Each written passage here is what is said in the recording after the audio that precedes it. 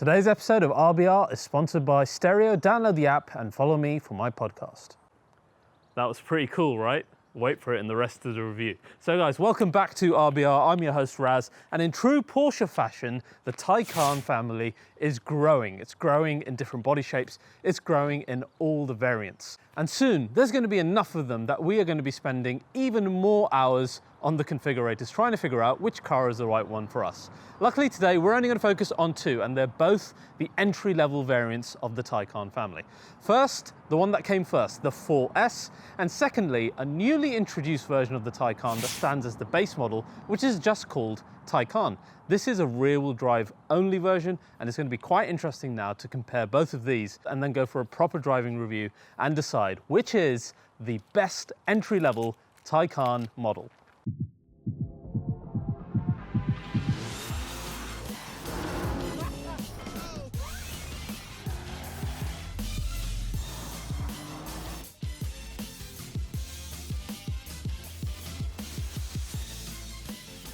So guys, I've just started an RBR podcast on the Stereo app. Stereo is the sponsor for today's episode. Guys, download the app, give me a follow on it. We've already had some great shows. My first few were pretty memorable. I had one with TGE, I had one behind the scenes one with Jamie, my photographer of RBR, to give you guys some insights, and a great one with ex-Top Gear host and current head of Auto Trader, Rory Reid. You can have a listen to all of those on my account on Stereo. With the Taycan rear wheel drive, the first 2 days I had with it, I thought, I don't like this. Yeah. There's something about it that's not really right. But I think I'd hyped up how crazy it would feel as a rear wheel drive car, and it doesn't feel really loose. I thought it had too much grip in it. It was too much grip at the rear end. The tires were too thick, too big, too wide. I thought it would feel more leery, but it didn't. But I think it's actually a good thing now. Yeah. My last show was with Tim, or Shmee150, and again, we had a great chat about where the heck are our GT Black series, along with all other questions that you guys asked. So thanks for tuning in for that. And the next one is going to be really great as well. With TGE, once again, we're going to be talking about controversial topics, buying cars, influencers, ads, etc., all the juicy stuff. And you guys can send in your voice note questions to us live, and we will have to answer them. Can't wait to hear from you. So click on the link in the description below, give me a follow on Stereo, follow the shows that are coming up, and I can't wait to hear your questions. Thanks, guys. So guys, I'm super excited to bring you this new segment on RBR. I've been thinking about it for a while. I've got a whole host of videos like this lined up. It's essentially a head-to-head format that I'm calling Versus Mode, because I'm a bit of a gamer. So it's going to be not just comparing things like M3 versus C63 or things outside the brand. I've always been against that because I like to focus on the product that you search for and that you want to watch on the channel. So what I've instead done is we are going to focus on products that are very similar to each other. Products that you might consider buying one instead of the other. So this first episode of Versus Mode is all about the rear-wheel drive Taycan versus the 4S. And it's something that buyers are talking about at the moment. It's something that journalists are asking a lot as well. Which one would you guys have? Which one do you want? The cheaper rear-wheel drive version, the lighter one, or the more powerful 4S? So I decided to take the bull by the horns, or was it the horse by the saddle, and tackle this as our first episode. So, Taycan family, it's growing. It's growing like all Porsches do. We just had announced the brand new Taycan Cross Turismo, which is a wagon-shaped, higher sitting version of the Taycan with some off-roading abilities. This one has already got 4 different variants. It launches with a 4, a 4S, a Turbo, and a Turbo S. So it actually has one more variant than the standard Taycan does as well. It's even got some off-roading packages. So if you weren't already confused, you're going to be even more confused with this one. But in case you thought that was the final Taycan variant, it is not. There's also a Sport Turismo coming. Wait, this is a wagon too. Stay with me, I'll explain it. This is essentially a low slung version of the Cross Turismo. So imagine the normal Taycan, but in a shooting brake or wagon form. This is my favorite because I love fast wagons. It looks sleek, it looks low, you get the extra luggage space, etc., but you maintain the low sports car look of the Taycan. Undoubtedly, this will come with all the variants that the normal Taycan does as well. So we're going to have about a dozen different Taycan variants, which is great because, as we saw in our Turbo S review, this is one hell of an electric sports car. So fast, so dynamic, and Porsche really delivered on their promise of Soul electrified. Luckily today, we're not looking at dozens. We're only looking at the 2 entry-level models. And we're going to do it by starting with the most powerful Taycan and working our way down. Because not only is it a minefield with all the different models you have, the configurator is also a minefield, but even just understanding the different horsepower you get within the same model and the different range is really quite complicated. But today, I'm going to try and break it down for you in a way that is very easy to understand. So the first thing that all Taycans share is something that's called a permanently excited synchronous electric magnet motor. Now this is a much more efficient way of having a motor as opposed to the standard ASM method. With this method, as the name suggests, the motor is permanently active all the time, and it allows for higher output and a better control over overheating. Apart from this, the other thing that they all share is a 600 amp pulse inverter, which is our motor on the rear essentially, and all Taycans share this, so they all share the rear motor. And they also share a 2-speed gearbox. That's right, the car does have a gearbox. Gear 1 controls Sport, Sport Plus and launch control, and the second gear then takes up the higher speeds, and it's indiscernible when they shift. The other thing that all Taycans share is an extremely aerodynamic body. Let's take a look at that now. Wow, that's one gigantic fan. So now we're going to check out aerodynamics. And as you can see, the CD rating is 0.22, which is very, very aerodynamic indeed. That's only if you get the air suspension though, otherwise it's 0.24, which is my understanding. Now let's check it out in a bit more detail. People call this vent fake, it's not. As you can see air flowing through it. It's very, very useful this to just show you something that you never normally see here. After this, things start to become a little more complicated because you have 2 battery formats, all of which sit around foot garages to allow such a low seating position versus all other EVs, which is great. But then because you have performance battery and performance battery plus, your BHP figures, your launch control figures, your range figures, everything varies, even just in one car.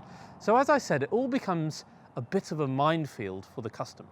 We're going to start with the Taycan Turbo S. Now this car, you might have heard, has 761 brake horsepower.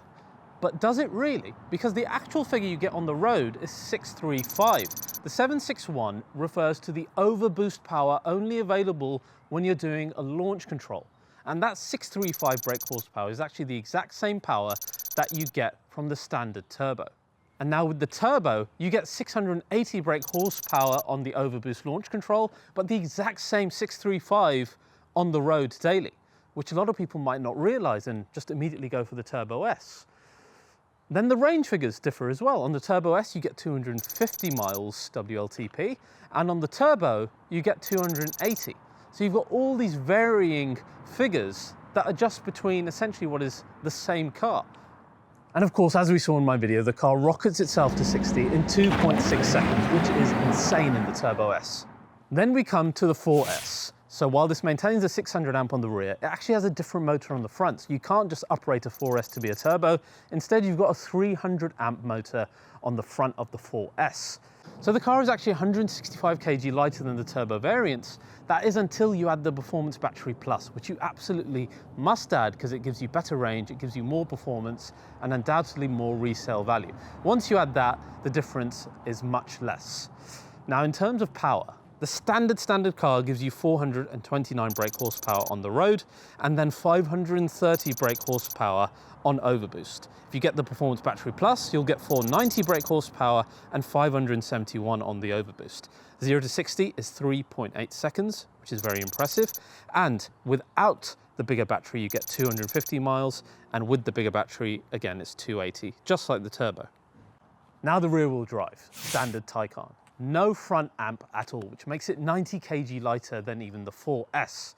Horsepower-wise though, it's quite a bit less powerful at 322 brake horsepower on the road. Again, you should really get the performance battery because that will give you 375 brake horsepower. Overboost respectively is either 402 or 469 with the Performance Battery Plus, and 0 to 60, it's a pretty slow 4.9 seconds. Range figures are the best of the bunch with 270 and then 300 with the Performance Battery Plus. So before I give you some interior specking advice and then we hit the road with some launch control, I want to give you some updated news on Porsche researching battery technology. They are now researching new battery technology which uses silicone anodes as opposed to graphite ones for higher energy density, so more performance, and for quicker charging times. And they're saying that these batteries will first debut in limited run high performance or customer racing car vehicles, which is fascinating. I do wonder what they're talking about. Could it be something from GT products? Or maybe even an EV racing car, who knows? It's all speculation at this point, but the future batteries should A, be more powerful, give more range, and charge even faster. Now, let's go inside, let's have a look at what interior options are best for a base model car, and then launch control both of these and decide what is the best Taycan entry-level model. So guys, when we're talking about base level Taycan, it's important that you don't go OTT on speccing it, because then you might as well buy a turbo or a Turbo S. That's not what base level is all about. But luckily, I've got to sit in some fairly basic Taycans. And when I say fairly basic, they only go up from about, say, 83k to 100, which is actually lightly specced. So expect the same thing when you're going for the cheap 70k rear wheel drive and the cheap 83k 4S, because you do need to get some very basic things. For example, Performance Battery Plus, about 4.5 grand. You need to get it because you get better range, better performance, and of course selling and residual value is going to be better for financing or selling later as well. Same with having the 5-seat option, which they call 4+1. You just need to get it. Then you want Sports Chrono package. You just need to have that. You know, you can't buy any Porsche without that. So that is another added cost in there as well. So eventually you do creep up to about 10-15 grand's worth of added options, and that is still a cheap Taycan. The stuff that you don't want to get, for example, in my opinion, is the passenger screen here. It's a bit of a gimmick, you don't really need it. The main screen itself is more than enough. If the argument is kids or some kind of co-driver, well, the co-driver can use this one, kids can use iPads, etc.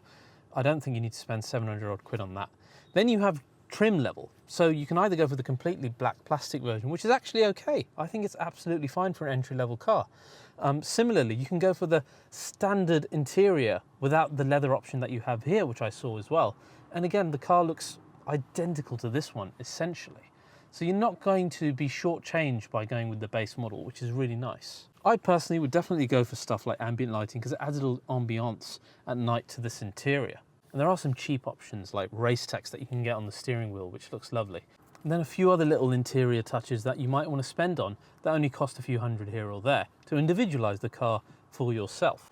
And then, God forbid, if you're on a configurator and you reach the e-performance section, I have no idea what any of these options mean. They all mean the same thing to me.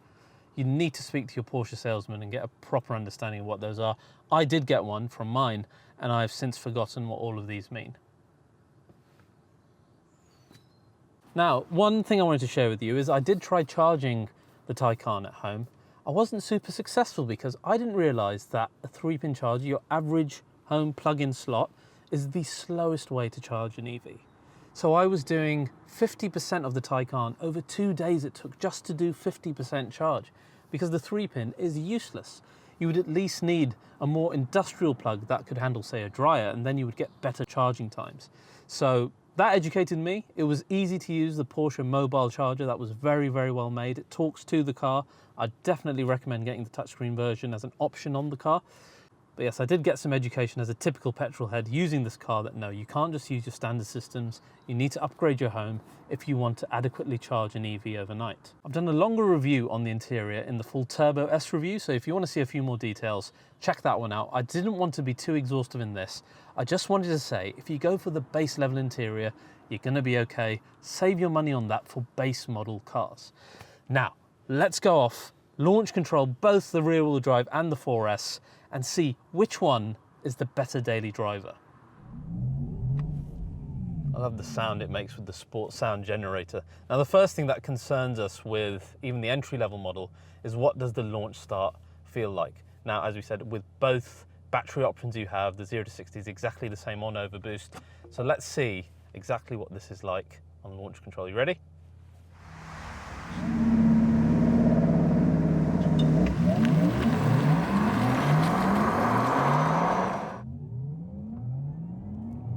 It's wet out there and there was no loss of traction, but that is massively laggy versus the Turbo S. And of course it would be because it's that much down on power. Let's try a real world overtaking scenario. We're doing about 44, 45 miles an hour. So it doesn't lag when you're putting your foot down in that kind of scenario. You get good power. And in fact, they're at 80, no issues at all. Brakes take a little bit of getting used to in these cars. This has not got the carbon ceramics that was so brilliant in the Turbo S that would just stop on a dime. These require quite a bit of heavy pressure to get the car stopped. Well, I can tell you, once it gets going, it is still a bloody rapid car. But now look, 95 miles an hour, Sport Plus mode. It's pulling, it's pulling. There is definitely a thrill in the pure speed and the lack of gear changes inherent within the EV, particularly when it's paired with the brilliance of the Porsche dynamics and the chassis. So the launch, while feeling a bit sluggish, the rest of the experience is still very much of a instant response speedy EV. But compared to Turbo S, you get none of that maniacal speed that makes the Taycan Turbo S so exciting. What you do get though, unsurprisingly, is a bit more steering feel, even though the steering was absolutely brilliant in the Taycan Turbo S, I felt. With this, without having the front motors, you get a little bit more. And I thought the Taycan Turbo S was already pretty close to 992 on how good the steering was. This one is edging even closer then to a proper Porsche sports car. Do you feel the weight difference? I really don't feel you do. On a car that's over 2 tons, 90 kg isn't really going to make much of a difference, and I don't feel it here. But then I didn't feel like the weight was a detracting part of the Turbo S experience either. The center of gravity is so low, and when you're taking corners like this, I mean, look, it's absolutely dead flat. My foot is fully to the floor taking that turn, and you can't do that in an ICE car. You just cannot, unless it's a GT2 RS. I mean, but it's not. Center of gravity, steering. Oh, this is, look at this. You cannot do this in anything else. The handling of the Taycan is just on another level. This is the most fun that you can have in an EV at the moment, in my opinion. And all of that comes down to the Porsche magic in terms of bringing that handling know-how into an EV. Porsche are really showing their deep understanding of handling by taking a completely different type of vehicle with the weight of the car in different areas, with completely different propulsion technology, and then still making it handle like a Porsche is very impressive. Just like in the 4S and the Turbo S, you get the same electric sports stand. I love it. Even coming to a standstill and then shooting off again. You get this on the outside as well. And as I said in the Turbo S review, it's augmenting the sound that you tend to get from the car anyway with it off, which is really cool. I think it sounds like a Star Wars speeder, and being a sci-fi nut, I absolutely love that part of this car. This is why it's that much more exciting an experience than all the other EVs. Where I think people are going to get unstuck, they're going to look how similar this Taycan looks to the Taycan Turbo S and expect much of the same experience. And that's the wrong way of looking at it. The Taycan Turbo S is a Turbo S. It has that badge. Despite the fact that people hate the fact that it has the turbo badge, it has it for a reason. It's to tell you that this is up there. Whereas this is just Taycan, not S, not 4S, it's just Taycan. This you need to think of more as your entry-level diesel Panamera.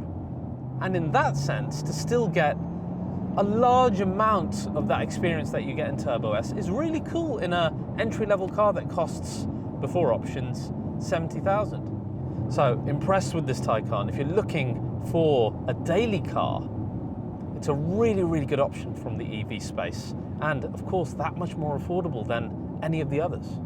But I still can't shake the feeling that in your normal day-to-day speeds, like for example, 60 miles an hour accelerating, it's sluggish. And this is then perhaps where we're feeling we need another 100 horsepower. And that is where our 4S comes in. So maybe I should have expected that with the rear-wheel drive being an entry-level model, slightly underpowered, etc., etc. Now we've got the middle one, the 4S. Is this going to be the sweet spot? Let's start with the launch control and see if it feels that much faster. Stick it in Sport Plus.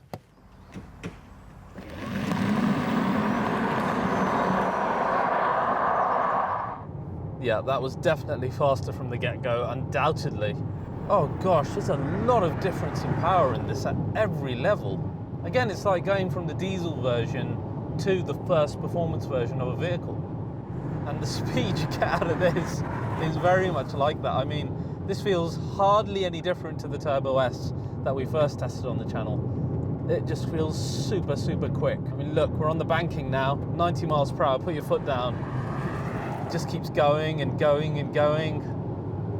Mighty, mighty impressive. Of course, the 0 to 60 is about 1.5 seconds quicker, but given the horsepower bump and the extra drive on the front, it's not all that surprising, is it? And when we talk about the weight saving of the rear-wheel drive version versus the 4S, I really don't feel it, I'll be honest with you. It's negligible on a car that, whichever way you cut it, is going to be the wrong side of 2 tons.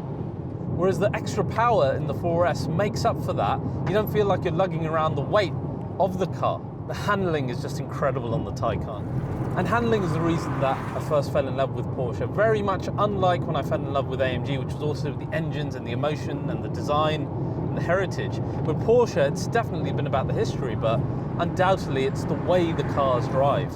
And then when I don't see a difference in how a Taycan makes me feel when it's doing dynamic stuff like this, and the way a 911 makes me feel, that's why I think Porsche are really winning going into the future, because as a petrol head, or a gearhead maybe we should call ourselves now, we're getting the same emotions out of this 2-ton fully electric sports saloon as I feel I do out of the 911 Carrera. Handling is incredible. I just love the Taycan so much. How the hell did they manage to make an EV handle even better than the Panamera?